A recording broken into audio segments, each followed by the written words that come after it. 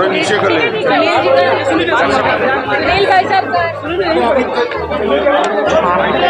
अरे नीचे सुनील जी कहाँ है? सुनील जी, आपको दीदी बुला रही है। सुनील जी आइए।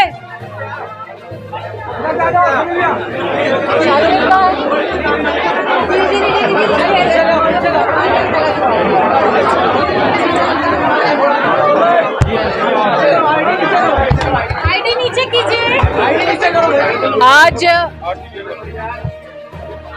8 वर्ष के सफल कार्यकाल के लिए आदरणीय और यशस्वी प्रधानमंत्री श्री नरेंद्र भाई मोदी का विशेष महिलाओं के प्रति विकास के किए गए कार्यों की सराहना भारतीय जनता पार्टी महिला मोर्चा की हमारी प्रदेश की बहनों ने की। साल 2013-14 में कांग्रेस की सरकार, जिसकी मुखिया सोनिया गांधी जी थी, उस सरकार में मात्र पूरे बजट में 98,000 करोड़ ही देश की महिलाओं के लिए इंगित किया गया। लेकिन नरेंद्र मोदी जी के नेतृत्व में भारत सरकार ने 2022-23 के बजट में 1,71,000 करोड़ रुपया देश की बहनों के उत्थान के लिए समर्पित कर भाजपा की सभी कार्यकर्ता बहनों का गौरव बढ़ाया है। भारत के प्रशासनिक इतिहास में पहली बार इन 8 वर्षों में 25 करोड़ बहनों का बैंक का खाता खुला।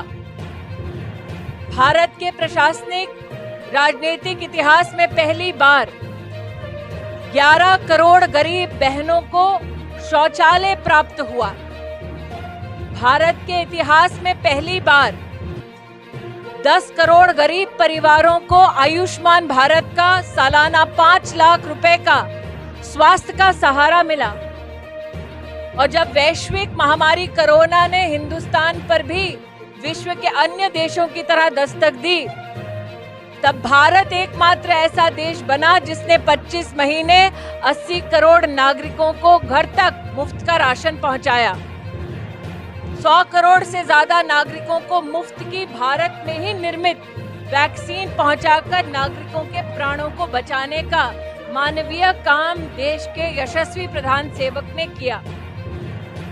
आज संगठन की ओर से छत्तीसगढ़ में राष्ट्रीय उपाध्यक्ष पूर्व मुख्यमंत्री रमन सिंह जी के नेतृत्व में हम सब ने प्रधानमंत्री जी का अभिनंदन किया, उनके प्रति आभार व्यक्त किया।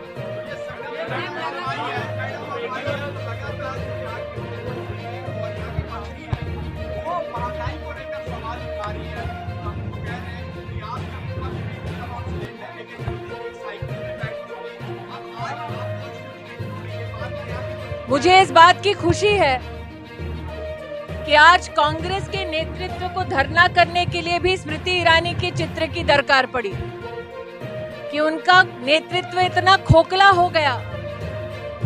क्योंकि आधे उनके नेता देश में कब है, विदेश में कब है, शायद ही उनके कार्यकर्ताओं को ज्ञात हो कि आज कांग्रेस को धरना करने के लिए भी स्मृति ईरानी के चित्र की जरूरत पड़ती है।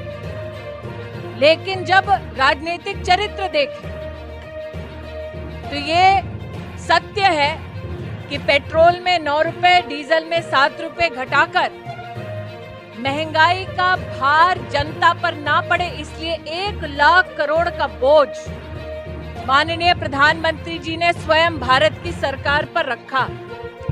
प्रति सिलेंडर 200 रुपए कम। उज्ज्वला की जितनी लाभार्थी बहनें हैं उनको भी ये वरदान भारत सरकार ने दिया।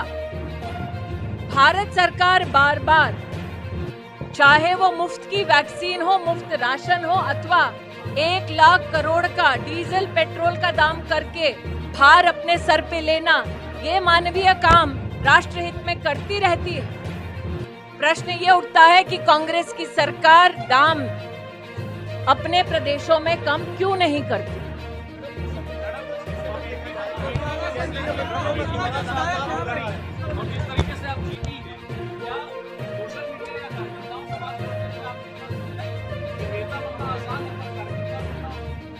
मैं इतना ही कहना चाहती हूँ, 50 साल तक अमेठी में मिल्कियत रही एक खानदान की, और उसका परिणाम ये कि 2014 से पहले अमेठी में 80% घरों में बिजली नहीं थी।